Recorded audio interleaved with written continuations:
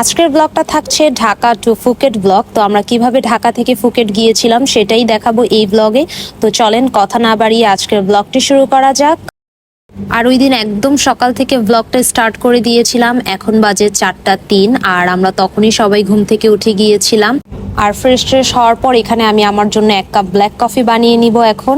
আর যেহেতু ঠিক মতো ঘুম হয়নি তাই আমার অনেক বেশি মাথা ব্যথা করছিল আর অনেক ঘুম ঘুম লাগছিল। আর ব্ল্যাক কফি খেলে আমার ঘুম একদমই চলে যায়, তাই আমি আমার জন্য 1 কাপ ব্ল্যাক কফি বানিয়ে নিলাম। তো এখন আমি কফিটা খেয়ে নিব।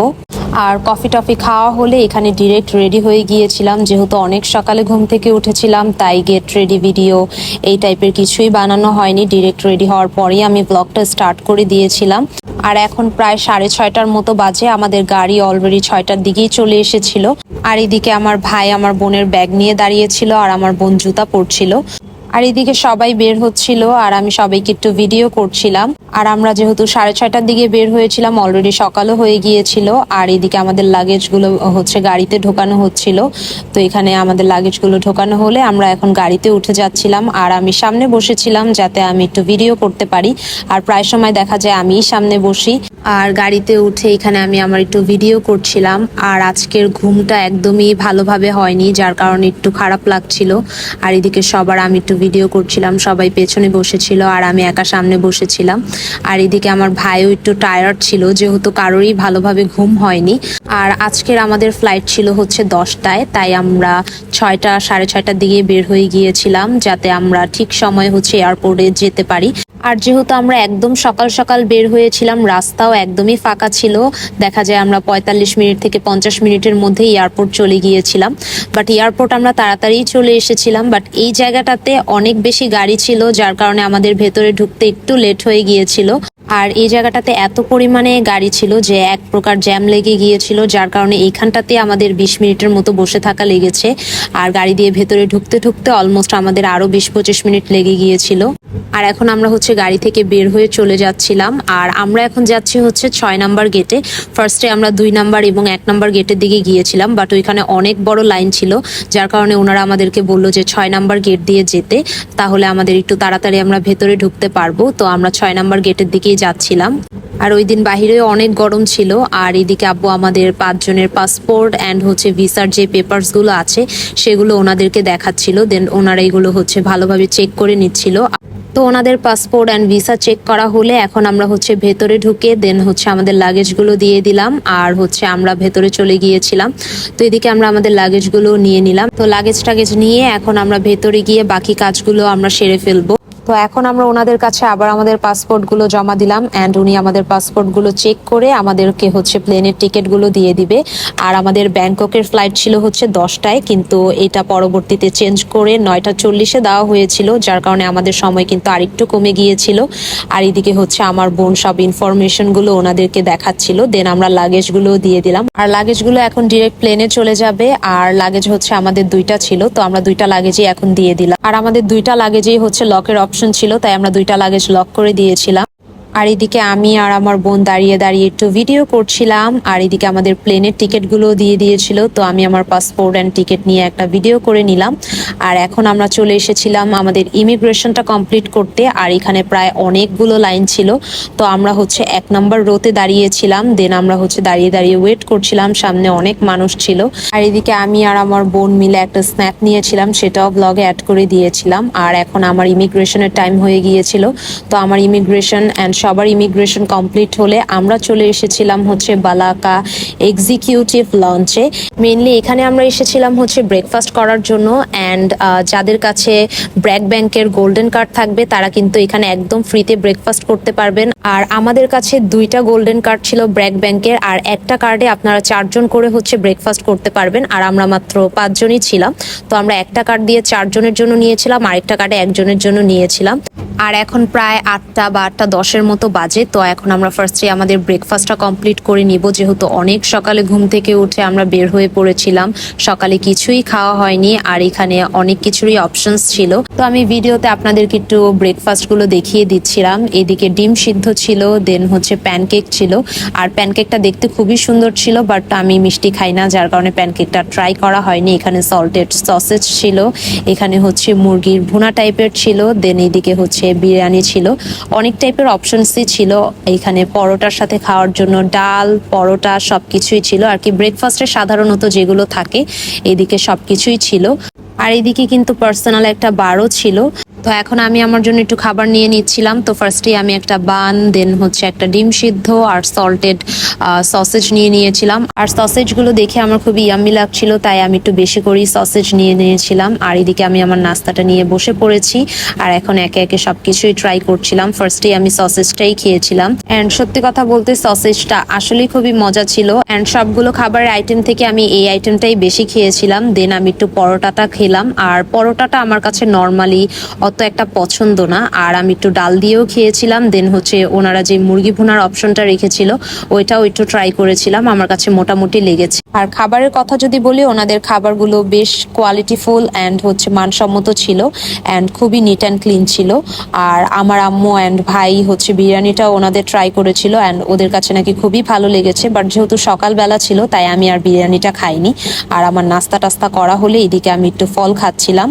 আর ওনাদের তরমুজটা খুবই ভালো ছিল, তাই আমি কয়েক পিস তরমুজ খেয়েছিলাম। আর এদিকে সবাই মোটামুটি খাওয়া দাওয়া করছিল। আর আমার আম্মু আমার ভাইকে খাইয়ে দিচ্ছিল, এদিকে আমার বোনও খাচ্ছিল আর আব্বু ওই পাশটাতে বসেছিল, এই পাশে আমরা চারজন বসেছিলাম। তো আমাদের খাওয়া দাওয়া মোটামুটি শেষ। এখন আমরা বসে বসে কিছুক্ষণ রেস্ট নিচ্ছিলাম আর আমার ভাই এদিকে আমার আব্বুর সাথে বসে বসে গল্প করছিল। যেহেতু আমাদের হাতে এখনো কিছুক্ষণ সময় আছে তাই এখানে আমরা কিছুক্ষণ রেস্ট নিয়েছিলাম। আর এদিকে আম্মু আব্বু আর আমার ভাইকে একটু ছবি তুলে দিলাম আর আমি আমার ব্লগেও একটু অ্যাড করে দিয়েছিলাম। আর আমাদের নাস্তা করতে করতে 8:40 মতো বেজে গিয়েছিল আর 9টার দিকে আমরা এখান থেকে বের হয়ে যাব, যেহেতু 9:40 ফ্লাইট ছিল। আর এদিকে আমি বসে বসে একটু রেস্ট করছিলাম আর ভিডিও করছিলাম।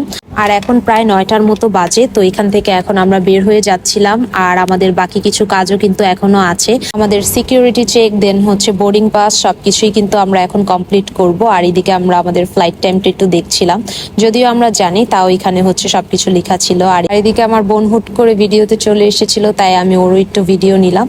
আর এখন আমরা হচ্ছে ভেতরে চলে যাচ্ছিলাম। এখন মেইনলি হচ্ছে সিকিউরিটি চেক করা হবে আর এখানে একদম স্ট্রিক্টলি সবকিছু হচ্ছে আপনার রুলস মেনে চলতে হবে। লাইক আপনার হাতে যদি কোনো মোবাইল ফোন, ব্লুটুথ ডিভাইস আর হচ্ছে ইলেকট্রনিক ডিভাইস থাকে সবকিছু ওনাদের সামনে শো করতে হবে। অ্যান্ড আপনার পায়ে যে জুতা থাকবে সেটাও খুলতে হবে। যদি আপনি নর্মালি জুতা পরেন, লাইক স্লিপার পরেন, তাহলে সেটা খোলা লাগবে না। আর যদি স্নিকার্স পরেন তাহলে অবশ্যই এটা খুলে ওনাদের সামনে দেখাতে হবে। আর সিকিউরিটি চেক করার সময় ভিডিও করা একদমই অ্যালাউ না, তাই আমি আর ভিডিও করতে পারিনি। ডিরেক্ট আমরা এখন সিকিউরিটি চেকের পর হচ্ছে আমাদের বোর্ডিং পাসটা কমপ্লিট করে নিলাম। আর এখন আমরা হচ্ছে নিচে চলে যাব আর নিচে অলরেডি আমাদের জন্য কিন্তু গাড়ি ওয়েট করছে। তো গাড়ি দিয়ে আমরা ডিরেক্ট হচ্ছে প্লেনের ওইখানে যাব। আর ফার্স্টেই কিন্তু হচ্ছে আমরা ঢাকা থেকে ব্যাংকক যাব, দেন ব্যাংকক থেকে আমরা হচ্ছে ফুকেটে যাব। আর ঢাকা থেকে ব্যাংকক যাওয়ার জন্য হচ্ছে আমরা US বাংলা প্লেন দিয়ে যাব। আর এদিকে আমাদের বাস চলে এসেছিল, তো বাসেও উঠে পড়লাম। আর এখন আমি বাইরের একটু ভিডিও করছিলাম। আর ওই দিন বাইরে প্রচন্ড পরিমাণে রোদ ছিল। আমরা বাসে বসার পরও এসি অন করা থাকাকালীন আমাদের প্রচুর পরিমাণে গরম লাগছিল আর কি। বাহির থেকে যে রোদটা আসছিল সেটার কারণে এসিও ঠিক মতো ঠান্ডা হচ্ছিল না। তো এখন সবাই বাসের মধ্যে বসেছিল। তো এই তো সবাই কিন্তু বাস থেকে নেমে পড়েছিল আর এখন আমরা ডিরেক্ট হচ্ছে প্লেনে উঠবো। আর এই দিকটাতে প্রচুর পরিমাণে বাতাস ছিল, আমার চুল একদম নষ্ট হয়ে গিয়েছিল। তো এই তো এখন আমরা সবাই মিলে প্লেনে উঠছিলাম। তো এই তো প্লেনেও বসে গিয়েছিলাম আর আমি আমার বোন একসাথে বসেছিলাম আর আম্মু আব্বু আর আমার ভাই একসাথে বসেছিল। আর প্লেনে ওঠার পর এখানে কেবিন ক্রু হচ্ছে সব ইনস্ট্রাকশন গুলো দিচ্ছিল অ্যান্ড কিভাবে সেফটি মেনটেন করতে হবে সবকিছুই আমাদেরকে জানিয়ে দিচ্ছিল। আর এদিকে আমাদের প্লেনটা ফ্লাই করাও কিন্তু শুরু হয়ে গিয়েছিল। তো অলরেডি আমাদের প্লেন এখন ফ্লাই করছিল। আর যেহেতু আমরা 9:40 প্লেনে উঠেছিলাম, 10টার মধ্যে আমাদের প্লেন ফ্লাই করেছিল। আর কিছুক্ষণ পরই ওনারা হচ্ছে আমাদেরকে হচ্ছে খাবার দিচ্ছিল। আর খাবারে ওনারা অপশন রেখেছিল, এখানে ফিশ ছিল, চিকেন ছিল অ্যান্ড বিফ ছিল। তো এদিকে আমার ভাইকে আব্বু খাইয়ে দিচ্ছিল আর এখানে আমাদের খাবারগুলো দিয়েছিল। আর আমি হচ্ছে চিকেনটা নিতে চেয়েছিলাম, বাট ওনাদের চিকেনের অপশন অনেক তাড়াতাড়ি শেষ হয়ে গিয়েছিল, যার কারণে আমার বিফটাই নিতে হয়েছিল। আর এদিকে ছিল হচ্ছে পোলাও, গরুর মাংস অ্যান্ড ওনারা এক টাইপের ডাল রেখেছিল আর হচ্ছে একটা ডেজার্ট দিয়েছিল যেটা হচ্ছে একটা কেক ছিল, আর এখানে একটা পানি ছিল। এদিকে আমি এখন একটু খাবারটা ট্রাই করছিলাম, যদিও আমার বিফ অত একটা পছন্দ না, আমার চিকেনই বেশি পছন্দ, বাট ওনাদের চিকেনটা অনেক তাড়াতাড়ি শেষ হয়ে গিয়েছিল তাই বিফটাই নিতে হয়েছিল। আর আমার কাছে খাবার একদম মোটামুটি লেগেছে, আমার কাছে বলতে গেলে ভালোই লাগেনি, কারণ এক তো আমার বিফ পছন্দ না অ্যান্ড ওনাদের খাবারও একদমই মজা ছিল না। আমি হাফ খাবারও শেষ করতে পারিনি, যেহেতু খাবারটা একদমই ভালো লাগেনি তাই আমি হাফেরও অল্প খেয়েছিলাম। বাট অলরেডি কিন্তু লাঞ্চের সময় হয়ে গিয়েছিল, যার কারণে আমি জোর করে একটু খেয়েছিলাম। আর আমরা যেহেতু 1টার দিকে হচ্ছে ব্যাংককেও চলে যাব, তখন আমাদের একটু কাজও থাকবে, আমাদের খেতে খেতেও লেট হয়ে যাবে, তাই আমি এখন একটু অল্প করে খেয়েছিলাম। আর খাওয়া দাওয়া শেষ করে এখানে আমি একটু পানি খাচ্ছিলাম, আর ওনাদের কাছে সফট ড্রিঙ্কসের অপশন ছিল তাই আমি একটু কোকো নিয়েছিলাম। আর ঠান্ডা ঠান্ডা কোকটা খেতে বেশ ভালো লাগছিল, খাবারের থেকে আমার মনে হয় কোকটাই বেশি মজা ছিল। আর এখন আমি ওনাদের কেকটা একটু ট্রাই করছিলাম, আর সত্যি কথা বলতে কেকটা খুবই মজা ছিল আর একদম ফ্রেশ ছিল, কেকটা আমার কাছে খুবই ভালো লেগেছে। আর আমি বলবো যে সবগুলো খাবার থেকে কেকটাই বেশি মজা ছিল, আর আমার কাছে যেহেতু ভালো লেগেছিল তাই আমি পুরোটা কেকই খেয়েছিলাম। আর এখন আমি একটু চা খাচ্ছিলাম, যদিও চাটা আমার বোন নিয়েছিল, আমি জাস্ট অল্প একটু খেয়েছিলাম। আর এদিকে আমি একটু প্লেনের কিছু ভিডিও নিচ্ছিলাম অ্যান্ড এই ভিউটা দেখতে খুবই সুন্দর লাগছিল, তাই এটা আমি ভিডিও করেছিলাম অ্যান্ড ব্লগেও অ্যাড করে দিয়েছিলাম। আর দেখতে দেখতে আমরা কিন্তু ব্যাংককও চলে আসলাম, আর আমাদের প্লেনটা কিছুক্ষণের মধ্যেই কিন্তু ল্যান্ড করবে। আর আমার বোনের আর আমার ভাইয়ের জন্য এটা কিন্তু ফার্স্ট ইন্টারন্যাশনাল একটা ট্রিপ ছিল। আমার আব্বু যদিও অনেক দেশে ঘুরতে যায়, বাট আমাদের জন্য এটাই ফার্স্ট টাইম ছিল, তো আমরা অনেক বেশি এক্সাইটেড ছিলাম অ্যান্ড আমাদের অনেক বেশি ভালো লাগছিল। আর আমার আব্বু ঘুরতে অনেক বেশি পছন্দ করে, তাই দেখা যায় আমার আব্বু প্রায় 8 থেকে 9টা দেশে ঘুরে ফেলেছে, বাট আমরা এখনো পর্যন্ত একটাতেও ঘুরতে পারিনি। আর এটাই ছিল আমাদের ফার্স্ট ইন্টারন্যাশনাল ট্রিপ। তো আমরা কিন্তু অলরেডি ব্যাংকক এয়ারপোর্টে চলে এসেছি, আর এখন আমাদের প্লেন থেকে নামার সময়ও হয়ে গিয়েছিল, আর সবাই ব্যাগ ট্যাগ নামাচ্ছিল। আর আমাদের হাতে কোনো ব্যাগ ছিল না, আমাদের জাস্ট নর্মালি ছোট পার্স ছিল, আমাদের 2টা লাগেজ যেটা ছিল সেটা আমরা অলরেডি প্লেনে দিয়ে দিয়েছিলাম, তাই আমাদের হাতের কোনো ঝামেলা ছিল না। তো প্লেন থেকে বের হয়ে এখন আমরা হচ্ছে চলে যাচ্ছিলাম, আর এখন কিন্তু আমাদের ব্যাংকক এয়ারপোর্টের কাজগুলো সবকিছু ফিনিশ করতে হবে, তো এখন আমরা সেদিকেই যাচ্ছিলাম। আর এদিকে আমি একটু ভিডিও করছিলাম, আর ব্যাংককের এয়ারপোর্টটা খুবই সুন্দর ছিল। আর আমরা 1টার মধ্যেই হচ্ছে ব্যাংকক এয়ারপোর্টে চলে এসেছিলাম। ব্যাংকক থেকে ফুকেটের ফ্লাইট হচ্ছে আমাদের 6:55-তে, বলতে গেলে 7টা বাজে। আর এদিকে আমরা একটু ফ্লাইট টাইমটা আবারও চেক করছিলাম, এখানে সবগুলো ফ্লাইট টাইমই দেওয়া ছিল, তো এখানে আমরা আমাদের লাগেজটাও পিক করে নিলাম। তো লাগেজ টাগেজ নিয়ে এখন আমরা ডিরেক্ট হচ্ছে বাকি আদার্স যেই কাজগুলো আছে সেগুলো সেরে ফেলবো। তো এখানে প্রথমেই আমরা এসে হচ্ছে একটা সিম কিনে নিচ্ছিলাম, আর আমাদের এর আগে কিন্তু ইমিগ্রেশনও কমপ্লিট হয়ে গিয়েছে, ওইখানে কোনো ভিডিও করা যাবে না, যার কারণে আমি আর ভিডিও কন্টিনিউ করতে পারিনি। তো এখান থেকে আবার ব্লগটা আমি স্টার্ট করেছিলাম, আর আমরা একটা সিম কিনে নিলাম অ্যান্ড আমার বোনের ফোনে হচ্ছে সিমটা লাগানো হয়েছিল। তো এখন আমরা লাগেজগুলো আবার দিয়ে দিলাম অ্যান্ড ওনারা আমাদেরকে হচ্ছে ফ্লাইটের টিকিটগুলো দিয়েছিল। আর যেহেতু আমাদের ফ্লাইট হচ্ছে 6:55-তে, আর 2টা বা 2:30টার মধ্যে আমাদের সব কাজ টাজ মোটামুটি শেষ হয়ে গিয়েছিল, জাস্ট 2-1টা কাজ আমাদের বাকি ছিল, যেটা আমাদের হচ্ছে প্লেনে যাওয়ার আগে হচ্ছে করতে হবে। আর ওই দিন কিন্তু আমরা 5 জনই হচ্ছে হোয়াইট কালার পরেছিলাম, তো আমাদের থিম ওই দিনের হচ্ছে হোয়াইট কালার ছিল, তাই আমরা 5 জন মিলে একটা ভিডিও করে নিয়েছিলাম। তো এখন আমরা ডিরেক্ট হচ্ছে বাকি কাজগুলো করতে চলে গিয়েছিলাম, আর এখন প্রায় 4:30-5টার মতো বাজে, এখনো আমাদের হাতে 1 ঘন্টা বা 1 ঘন্টা 10 মিনিটের মতো সময় আছে, তো বাকি কাজগুলো এখন আমরা শেষ করে নিব। আর ব্যাংকক এয়ারপোর্টের সবগুলো কিন্তু খুবই সুন্দর ছিল, এখানে অনেক টাইপের ফ্রুটস পাওয়া যাচ্ছিল, আর সবাই তো জানেনই ব্যাংকক বা থাইল্যান্ড যেটাই বলেন এখানকার ফ্রুট অনেক বেশি ফেমাস। তো আমরা সবগুলো একটু ঘুরে ঘুরে দেখছিলাম অ্যান্ড এখানে ফ্রুটসের পাশাপাশি অনেক টাইপের ড্রিঙ্কস দেন আদার্স আইটেম ছিল। দেন হচ্ছে আমরা একটা বিউটি শপে ঢুকেছিলাম অ্যান্ড এখানে এসে আমার মাথাটা জাস্ট একদম নষ্ট হয়ে গিয়েছিল।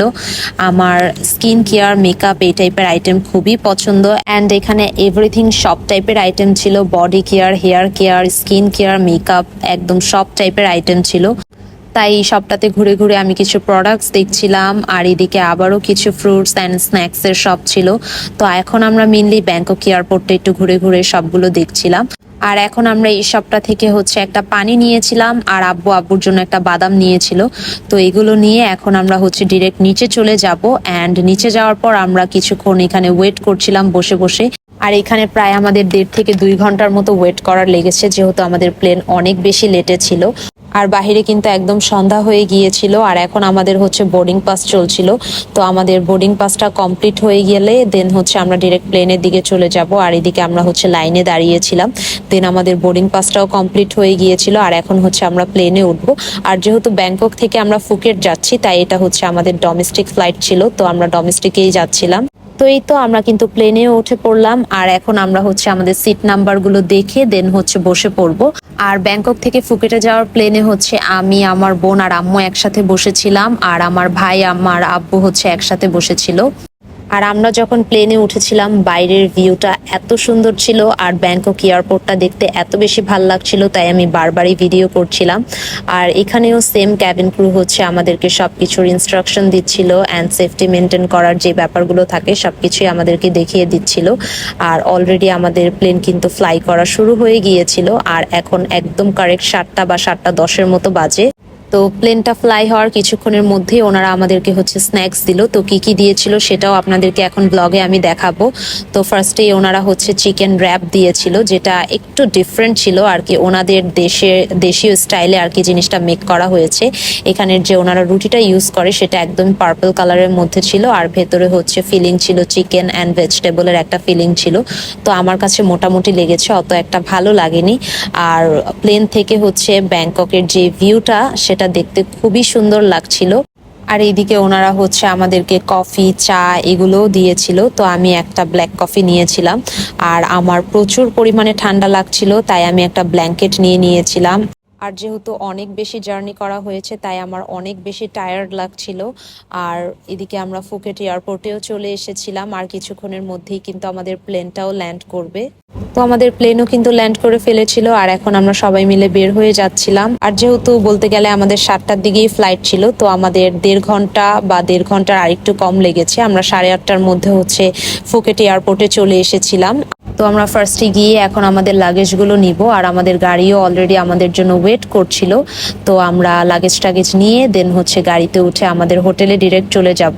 তো ফার্স্টে লাগেজগুলো নিতে চলে এসেছিলাম। তো এদিকে আমরা আমাদের লাগেজের জন্য ওয়েট করছিলাম, আর লাগেজটা আসতে একটু লেট হয়েছে, তাই সারাফ এদিকে বসেছিল। তো কিছুক্ষণ ওয়েট করার পর আমাদের লাগেজগুলো কিন্তু চলে আসলো। তো এখানে আব্বু লাগেজগুলো হচ্ছে তুলে নিচ্ছিল। দেন লাগেজ নিয়ে ডিরেক্ট এখন হচ্ছে আমরা আমাদের গাড়ির ওইদিকে চলে যাব। অলরেডি আমাদের গাড়ি আমাদের জন্য ওয়েট করছিল, আর লাগেজটা নিতেও আমাদের একটু লেট হয়ে গিয়েছিল। আর এদিকে আমাদের ড্রাইভারও ওয়েট করছিল, তো উনি এখন আমাদের লাগেজগুলো হচ্ছে গাড়িতে তুলে নিচ্ছিল। তো এখন আমরা সুন্দর নাইট ভিউ এনজয় করতে করতে হোটেলের দিকে যাচ্ছিলাম। আর ফুকেটের নাইট ভিউ খুবই সুন্দর ছিল, আর একদম জমজমাট ছিল, আর প্রত্যেকটা জায়গায় খুব সুন্দর করে লাইটিং ছিল, দেখতে বেশ ভাল লাগছিল। তো আমরা কিন্তু আমাদের হোটেলের নিচে চলে এসেছিলাম, আর হোটেলের আশপাশের ভিউটা ছিল কাইন্ড অফ এরকম, যেটা খুবই সুন্দর ছিল। তো এই তো আমরা আমাদের হোটেলেও চলে আসলাম, আর আমাদের হোটেলের নাম হচ্ছে কোকোটেল হোটেল। আর অলরেডি আমাদের রুম বুক করা ছিল, এখন জাস্ট আমরা কিছু ইনফরমেশন ওনাদেরকে দেখাবো, দেন হচ্ছে আমরা আমাদের ডিরেক্ট রুমে চলে যাব। অ্যান্ড ওনারাও কিছু ফর্ম আমাদেরকে দিয়েছিল, যেগুলো আমাদেরকে ফিল আপ করতে হয়েছে। তো আমার বোনই ফর্মগুলো ফিল আপ করছিল। তো ফর্ম ফিল আপ করা হলে দেন হচ্ছে আমরা লিফটে উঠে গেলাম আমাদের লাগেজ নিয়ে, এখন ডিরেক্ট রুমে চলে যাব।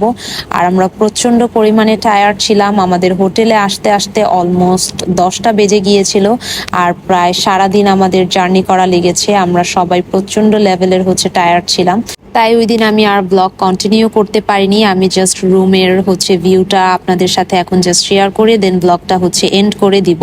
তো এটা ছিল মেইনলি আমাদের রুম। ফার্স্টেই হচ্ছে একটা বেড ছিল, দেন হচ্ছে এখানে চেয়ার, একটা ছোট টেবিল, দেন ডেস্ক, মিরর সবকিছুই ছিল, টিভিও ছিল। তো রুমটা মোটামুটি খুবই সুন্দর ছিল, অ্যান্ড অনেক বেশি নিট অ্যান্ড ক্লিন ছিল।